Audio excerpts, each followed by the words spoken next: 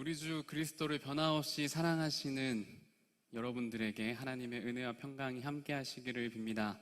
우리 좌우에 계신 분들과 가볍게 목례함으로 서로 인사를 좀 나누셨으면 좋겠습니다. 반갑습니다. 네. 꾸벅꾸벅. 네.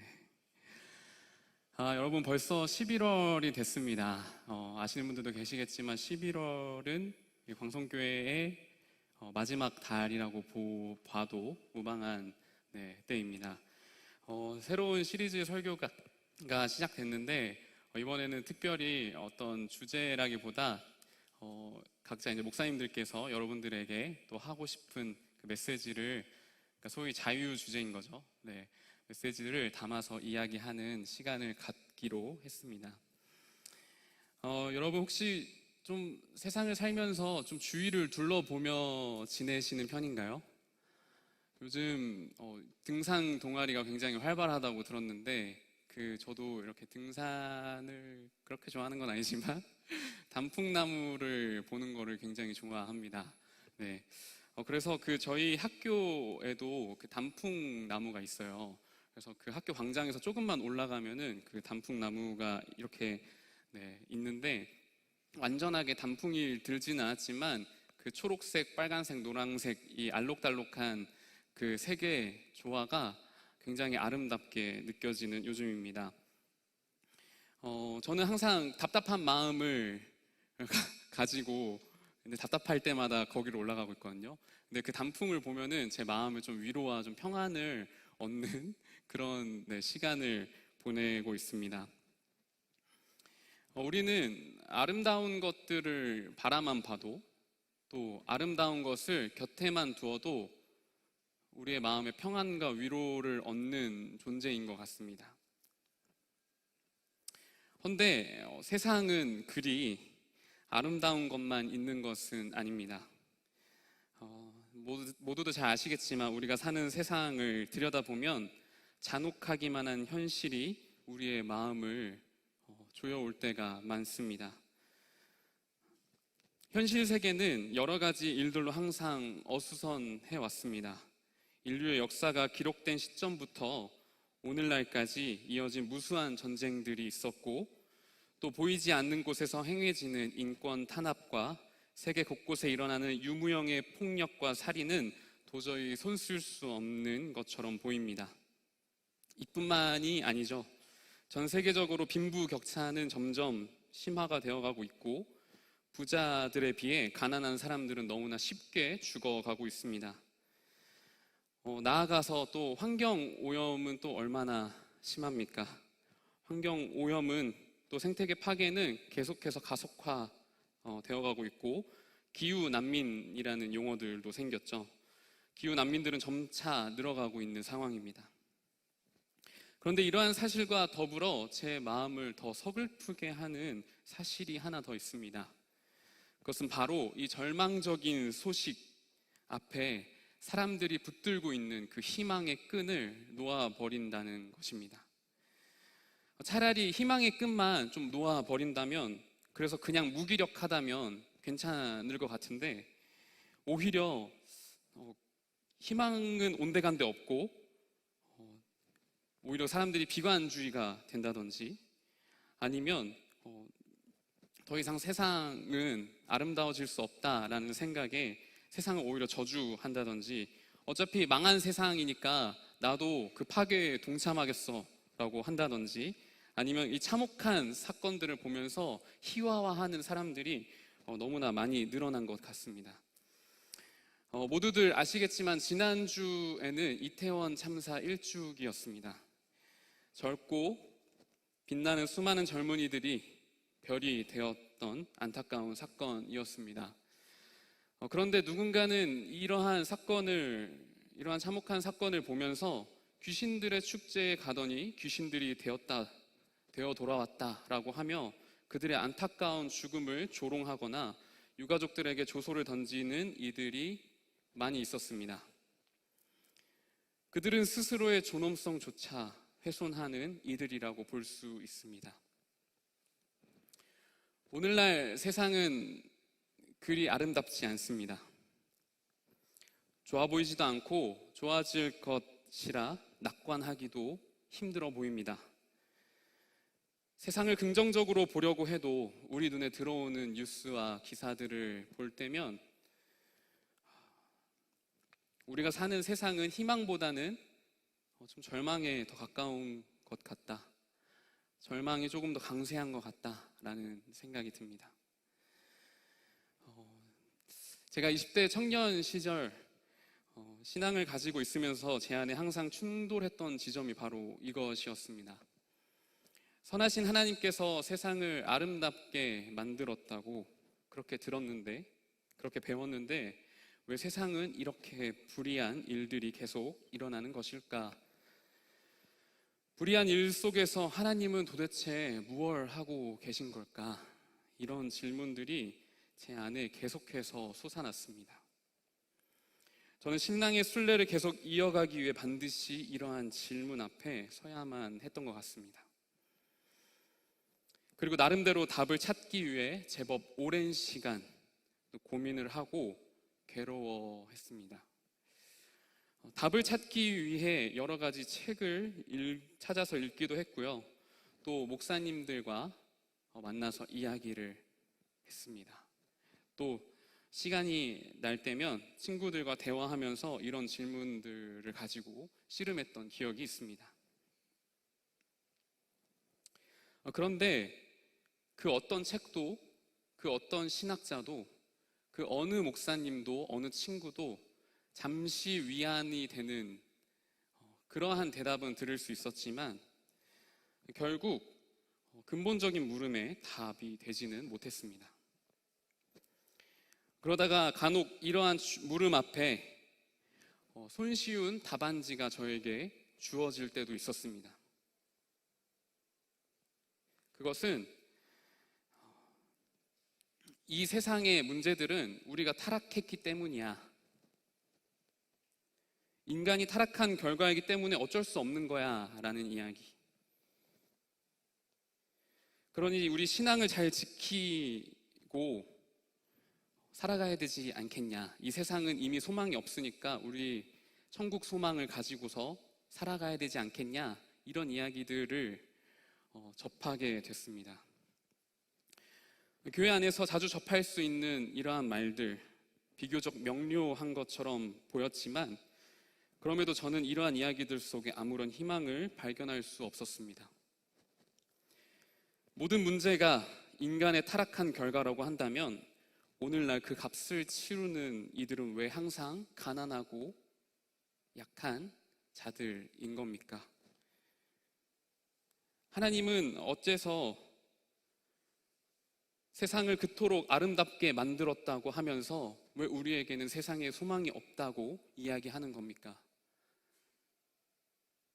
자신을 희생하면서까지 그 예수 그리스도를 보내심으로 이 세상을 살리기 위하셨다면 하나님 지금 무엇하고 계신 겁니까? 천국에 도달하는 것만이 우리 인생의 과업이라면 우리의 삶은 그저 천국을 가기 위한 테스트인 걸까요? 저는 이러한 것들이 도무지 이해할 수 없었습니다.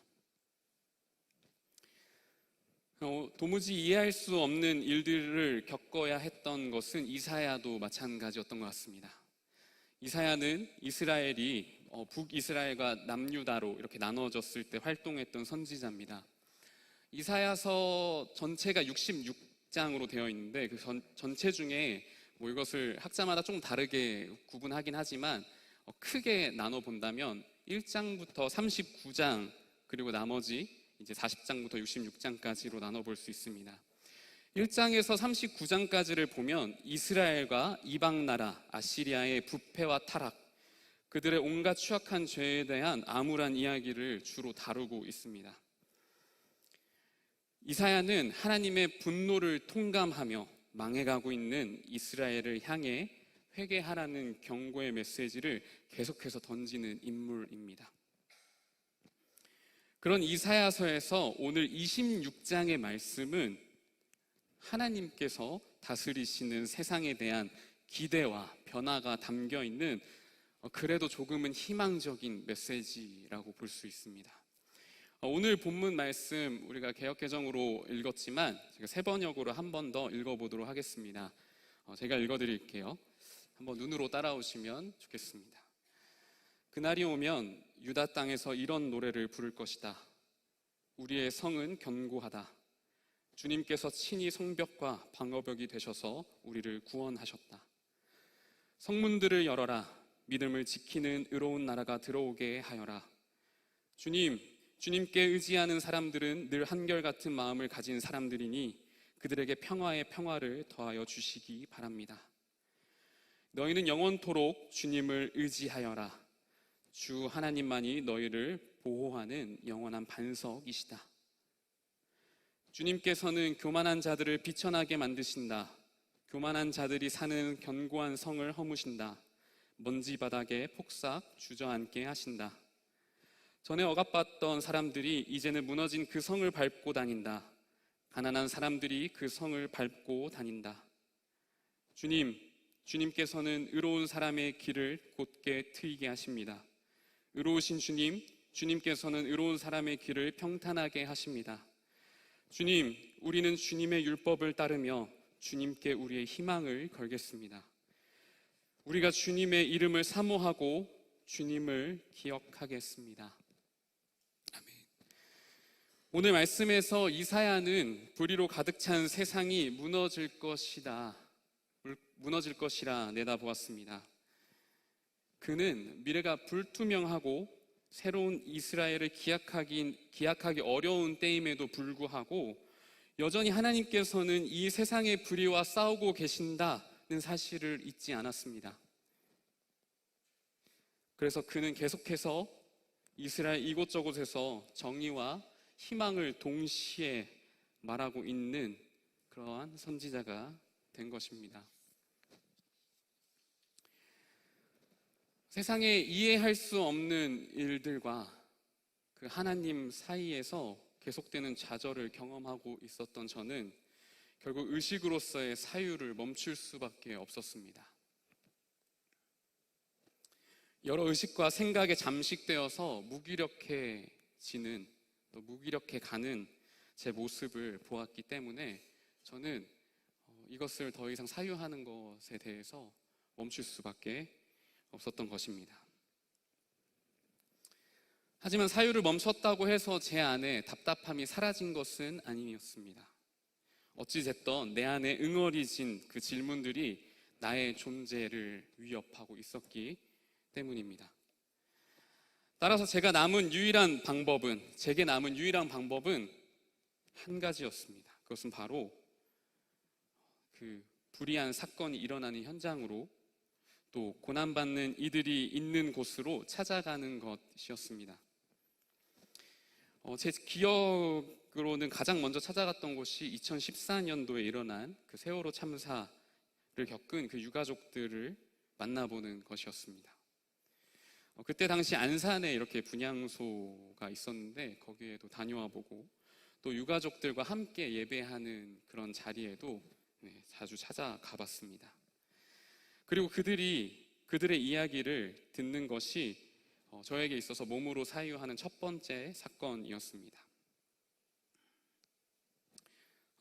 이후 자주는 아니었지만 가능한 시간을 쪼개어서요, 고난받는 이들이 있는 곳으로 제 발걸음을 계속해서 옮기려고 했습니다.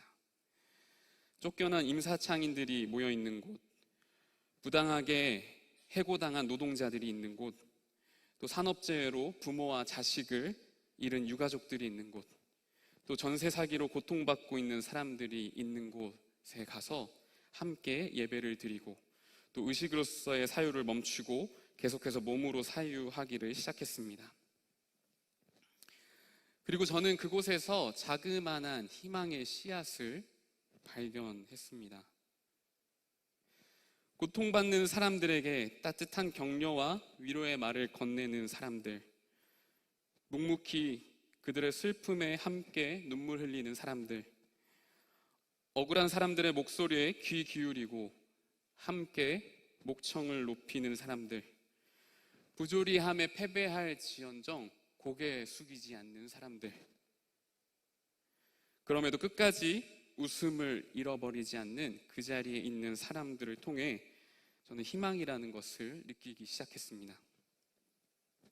누군가에게 사람을 보고 희망을 느끼는 것을 이렇게 얘기를 하면 이제 불편해하는 분들이 제법 있으신 것 같습니다. 사람을 보고 얻는 희망이 무슨 희망이냐? 그것이 어떠한 신앙이냐라고 묻는 것이죠. 그래서 그들은 이것은 그냥 단순히 휴머니즘일 뿐이다라고 비판하는 경우도 많이 있는 것 같습니다. 맞습니다. 그럴지도 모르겠습니다. 하지만 저는 이 사람들을 통해서 하나님을 발견합니다. 예수의 정신을 깨우칩니다. 여러분들도 잘 한번 생각해 보십시오. 여러분들은 성서를 통해서도 하나님의 뜻을 발견하지만 많은 경우 사람들을 통해서 하나님을 깨우치고 있지는 않습니까? 하나님의 뜻을 가르치고 말하는 사람을 통해서 또 예수님과 같은 삶을 살아가는 사람들을 통해서 진실로 하나님께 희망을 두고 살아가는 이들을 통해서 여러분들은 하나님의 뜻을 발견하고 있지는 않느냐는 말입니다. 세상의 악을 또 세상의 부조리함을 또 세상의 불의를 설명하기란 참으로 어렵습니다. 그것을 이해하는 것도 참 쉽지 않습니다. 그러한 일을 신학적인 사유로 해결해 보겠다, 그래서 명쾌한 답을 얻어보겠다라고 한다면 저는 불가능한 일에 가깝지 않을까라고 생각해 봅니다. 하나님의 전능하심을 말하자니 고통받는 이들에게는 너무 가혹한 이야기처럼 들립니다. 하나님이 무관심하다 생각하니 우리는 너무나 쉽게 허무해지는 것을 봅니다. 이러한 의식적 사유로는 우리에게 근본적인 해결책을 줄 수 없습니다. 이것은 의식적인 사유가 필요 없다, 안 해도 된다, 이런 이야기는 아닙니다. 우리는 날마다 상황을 인식하고 또 의식하며 사유할 필요가 있습니다. 객관적으로 보려는 자세와 그런 지혜가 우리 가운데 필요합니다. 하지만 사유 안에 잠식되어서는 우리는 그저 무기력해질 뿐이다 라는 이야기입니다. 그렇다면 누군가는 이렇게 또 물어볼 수 있겠습니다. 몸으로서의 사유는 어떠한 해결책을 가져다 줄 수 있습니까?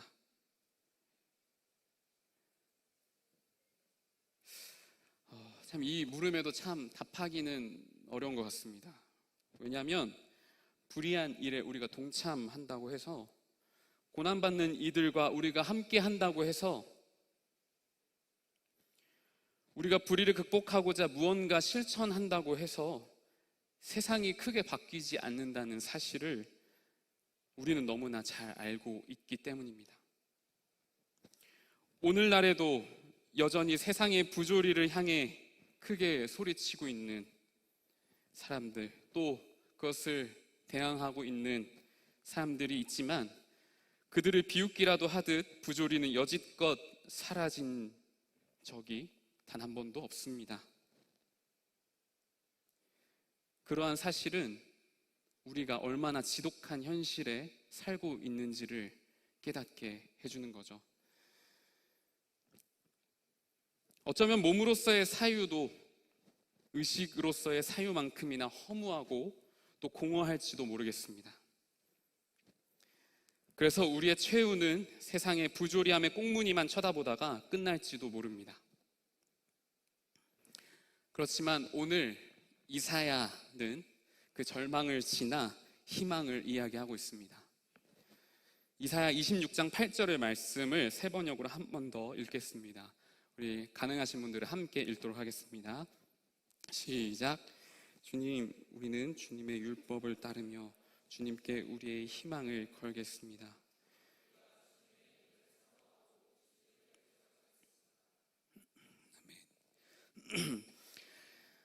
이사야는 자신의 희망을, 우리의 희망을 하나님께 걸었다고 고백합니다. 그리고 하나님의 이름을 사모하고 기억하겠노라 선언합니다. 절망과 좌절이 강세해 보이는 현실이지만 그럼에도 하나님께 희망을 걸겠다는 것, 불의한 상황 속에서 적당히 자신의 실리를 챙기는 것이 아니라 하나님의 이름을 사모하고 기억하겠다고 오늘 이사야는 다짐하고 있습니다. 그래서 그는 이스라엘이 멸망할 것을 뻔히 알고 있었지만 그 침몰하는 현실에서도 자신이 해야 하는 일을 그저 수행해 나갑니다.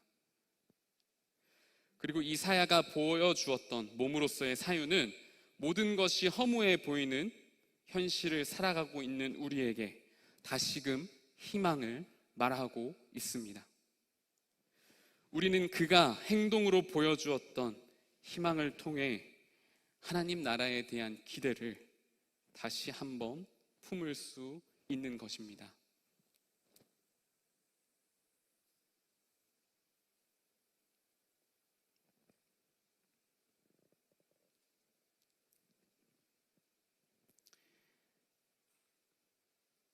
몸으로서의 사유가 어떠한 해결책을 가져다 주냐 다시 반문할 수도 있을 것입니다. 저는 그 물음에도 어떠한 해결책은 주어지지 않는다라고 이야기할 것 같습니다. 하지만 그럼에도 몸으로서의 사유는 새로운 희망을 경험할 수 있습니다. 저는 신학을 공부하고서부터 세상의 부조리 때문에 또 무자비한 폭력 때문에 눈에 보이지 않는 결실 때문에 지치고 괴로울 때가 너무나 많았습니다. 내가 무엇을 해도 무엇을 하지 않아도 아무런 차이가 없다면 세상의 부조리에 그냥 순응하고 사는 게 지혜로운 것이 아닐까 여러 차례 생각해 보기도 했습니다. 하지만 그럼에도 저는 희망을 잃지 않고 살아갑니다. 왜냐하면 저는 매일같이 새로운 희망을 보기 때문입니다. 그 희망을 어떻게 보는지 궁금하신가요? 감사합니다. 네라고 해주셨네요. 제가 지금부터 그 희망을 보는 법을 알려드리도록 하겠습니다. 여러분, 지금 바로 옆에 있는 분들 한번 살펴보시기 바랍니다. 네. 웃으시는 분들은 좌절을 혹시 느끼신 건 아니시죠? 네. 희망은 바로 여기에 있습니다. 바로 내 옆에, 내 앞에, 내 뒤에 그 희망이 있습니다. 여기 있는 우리들은 하나님의 뜻을 알고 싶어서, 나아가 그 뜻대로 살아가고 싶어서 이 자리에 나온 사람들입니다. 맞으신가요? 어떻게든 하나님의 뜻을 펼쳐내보고자 부조리한 세상에서 각자의 방식으로 고군분투하며 다시 이 자리로 터덜터덜 걸어 나온 사람들입니다. 작게나마 선한 일을 도모해보고자 헌금을 하고 또 자신이 가진 작은 일부를 나누어주는 그런 사람들입니다. 내가 아닌 남을 사랑하는 것이 그리 익숙하진 않지만 그래도 이곳에 나와 사랑하기를 시도해보는 사람들, 그들이 바로 우리의 희망인 것입니다. 그렇기 때문에 저는 여러분들을 통해 이사야를 봅니다. 조금 더 정확히는 이사야가 걸었던 희망의 대상을 다시 한번 발견합니다. 이사야가 고백했던 희망의 대상이 누구인지 다시 한번 생각해 보게 됩니다. 주님께 우리의 희망을 걸었습니다. 주님, 당신에게 우리의 희망을 걸겠습니다. 이사야가 희망을 걸었던 그 하나님 말입니다. 저는 여러분들을 통해 이사야를, 또 이사야를 통해 그의 고백의 대상이었던 하나님을 다시 봅니다. 여전히 세상의 불의를 보며 슬퍼하는 이들을 통해, 또 어떻게든 하나님의 뜻을 펼쳐내고자 하는 이들을 통해, 부조리와 씨름하는 이들을 통해 저는 새로운 희망을, 새로운 예수를, 새로운 하나님을 경험합니다. 사랑하는 광성교회 청년 여러분, 세상의 부조리는 계속 될 것입니다. 절망의 상황은 반복해서 찾아올 것이고, 무기력한 현실 앞에 여러분들은 침묵을 강요해야 당할 것입니다. 옳고 정직한 일을 해도 아무런 보상을 받지 못할 거고 아무런 보람도 느끼지 못하는 매일이 계속될 겁니다. 세상의 불의함은 여러분들을 계속해서 비웃을 겁니다. 세상의 불의는 여러분들이 지혜롭지 못하다 하고 어리석다고 조롱할 것이고 후회를 계속해서 야기할 것입니다. 그럴 때마다 우리 사도 바울의 이야기를 떠올립시다. 로마서 12장 21절의 말씀 세 번역인데 우리 함께 읽도록 하겠습니다. 시작.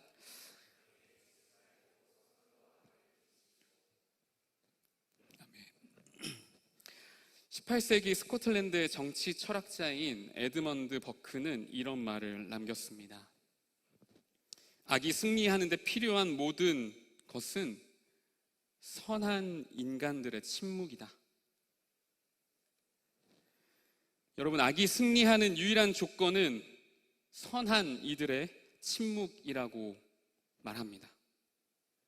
이것을 뒤집어서 생각해 본다면, 여러분들이 침묵하지 않는다면, 여러분들이 희망의 어조를 잃어버리지 않는다면, 그리고 우리가 서로 함께하고 있다는 사실을 잊지 않는다면 분명 새로운 희망을 보게 되는 날이 올 것이라는 말입니다.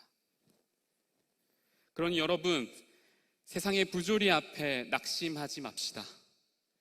아무리 허무한 현실이라도 좌절하지 맙시다. 한치 앞도 알 수 없는 미래이지만 희망을 잃지 맙시다. 여러분들이 희망을 잃지 않고 계속해서 옳은 일을 향해 나아간다면 우리가 이사야를 통해 하나님을 발견하듯이 이 세상 또한 여러분들을 통해 하나님을 보게 될 것입니다. 누군가는 여러분들을 통해서 새로운 희망을 발견할 것입니다. 부디 이 자리에 있는 모든 분들은 주님께 우리의 희망을 걸며 살아가는 참 그리스도인들이 되시기를 마음 다해 빕니다. 우리 함께 주신 말씀 기억하시면서요, 잠잠히 기도하도록 하겠습니다.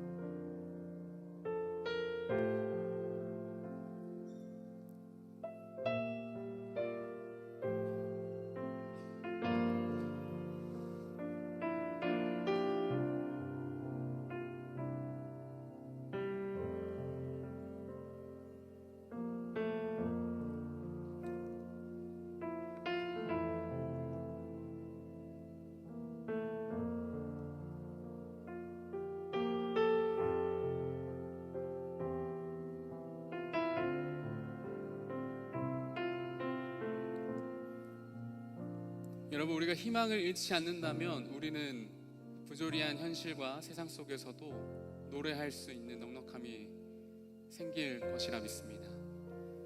우리 그러한 다짐과 또 결단을 담아서 이 찬양을 함께 부르시면 좋겠습니다.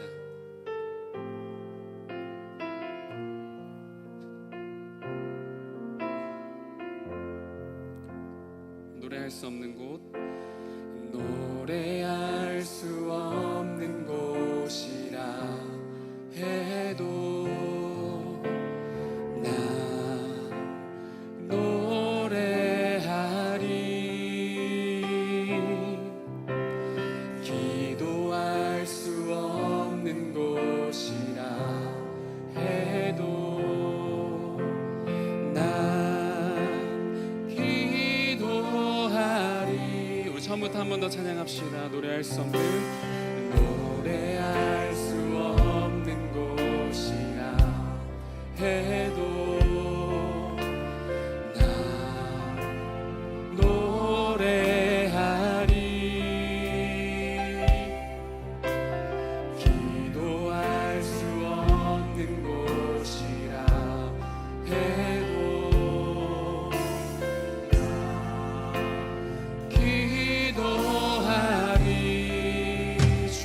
사랑의 손길이 주님 사랑의 손길이 나를 만들어 내 모습 이대로 사용하여 주시네. 그 들어진 마음을 만지시어 이끄시는 곳 어디라도 나는 노래하리. 처음부터 한 번 더 찬양하겠습니다. 노래할 수 없는 곳이라도, 노래할 수 없는 곳이라 해도 나 노래하리. 기도할 수 없는 곳이라 해도, 기도할 수 없는 곳이라 해도 나 기도하리. 주님 사랑의 손길이, 주님 사랑의 손길이 나를 만들어 내 모습 이대로 사용하여 주시네. 그 들어진 마음을 만지시어 이끄시는 곳 어디라도 나는 노래. 주님 사랑의 손길이, 주님 사랑의 손길이 나를 만들어 내 모습 이대로 사용하여 주시네. 그 들어진 마음을 만지시어 이끄시는 곳 어디라도 나는 노래할. 우리 한 번 더 노래합시다. 주님 사랑의 손길이, 주님 사랑의 손길이 나를 만들어 내 모습 이대로 사용하여 주시네. 그 들어진 마음을 만지시어 이끄시는 곳 어디라도 나는 노래하리. 주님 사랑의 손길이, 주님 사랑의 손길이 나를 만들어 내 모습 이대로 사용하여 주시네. 그 들어진 마음을 만지시어 이끄시는 곳 어디라도 나는 노래하리. 아멘.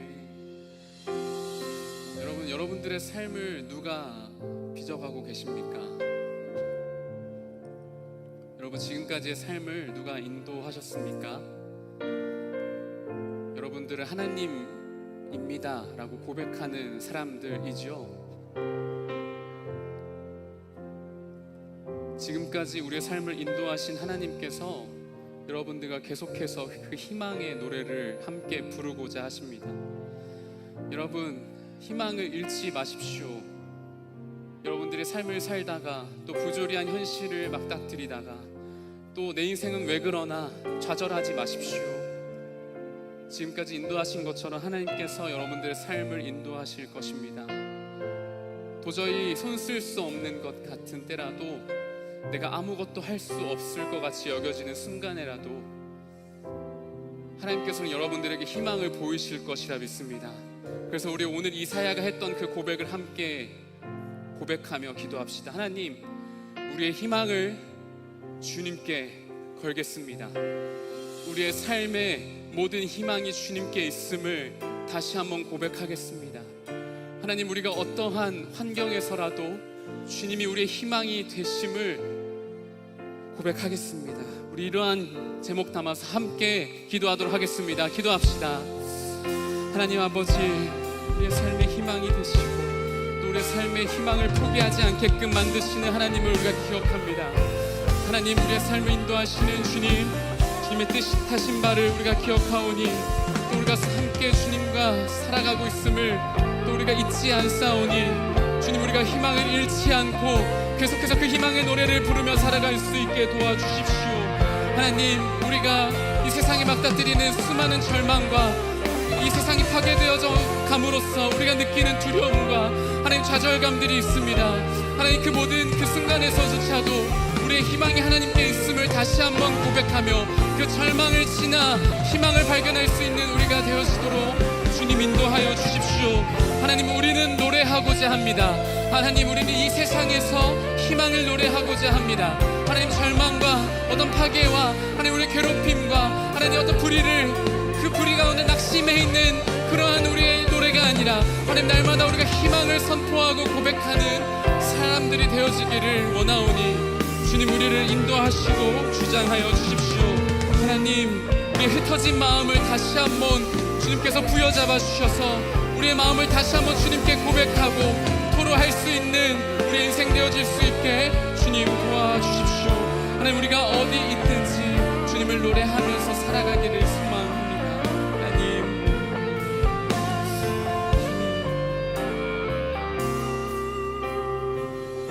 우리 한 번 더 기도하실 때 이렇게 기도합시다. 주님, 우리가 이사야를 통해서 하나님을 보듯 우리가 사람들을 통하여 예수를 깨우치듯 누군가 우리의 삶을 통해 그 하나님의 형상을 발견할 수 있었으면 좋겠습니다. 하나님, 우리가 어느 곳에 있든 새로운 희망으로 설 수 있게 도와주십시오. 우리가 의식으로서의 사유에 머물러 있는 것이 아니라 몸으로서 사유하며 살아갈 수 있는 그 희망의 존재들로 우리를 세워주십시오. 하나님, 우리를 통해 또 서로를 통해 우리는 그 하나님을 보기를 원합니다. 우리는 그 예수님을 보기를 원합니다. 우리는 그 희망을 발견할 수 있기를 바랍니다. 우리 이러한 제목 담아서 한 번 더 기도하도록 하겠습니다. 기도합시다. 하나님, 우리 가운데 하나님께서 보이셨던 것처럼 이사를 통해 우리가 하나님을 발견할 수 있었던 것처럼 하나님, 우리는 우리의 삶을 누군가가 보았을 때 그 하나님을 발견할 수 있는 삶이 되어지기를 소망합니다. 그러니 주님, 우리의 삶을 주님께서 착실히 빚어가 주십시오. 우리의 의식으로서의 사유를 멈추고 아니 주님, 그 사유에서만 그치는 것이 아니라 하나님, 우리가 몸으로서 무언가를 행하고 살아갈 수 있는 우리들이 되어질 수 있게 도와주십시오. 하나님, 우리가 있는 모든 곳, 우리가 어디에 가 있든 그 희망의 끈을 포기하지 않고 그 희망을 놓치지 않고 살아갈 수 있게 주님, 우리를 빚어가시고 주님 인도하여 주십시오. 하나님, 우리는 주님의 뜻을 날마다 구하며 살아가겠습니다.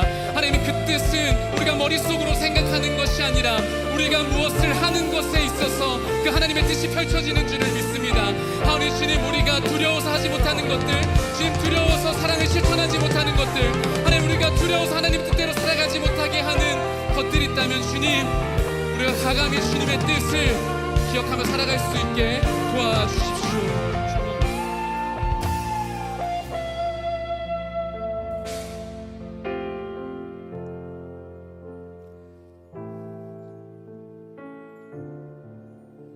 의로우신 하나님, 정의로우신 하나님, 당신께서는 여전히 이 피조 세계를 돌보고 계십니다. 그리고 그 증표는 우리가 당신을 여전히 희망하고 있음을 알 수 있습니다. 주님, 이 시간 우리는 간절히 빕니다. 우리의 마음속에 당신을 닮아가기 위한 열망이 끝나지 않기를, 진실함을 사랑하고 올곧은 마음에 비롯한 기쁨이 식지 않기를 이 시간 간절히 빕니다. 그러니 주님, 어서 속히 육중한 어두운 세력을 거두시고 새로운 희망의 빛의 세계로 우리를 인도하여 주십시오. 우리가 그 희망 따라 살아가기를 소망합니다. 이 모든 말씀 예수 그리스도의 이름을 통하여 기도합니다. 아멘.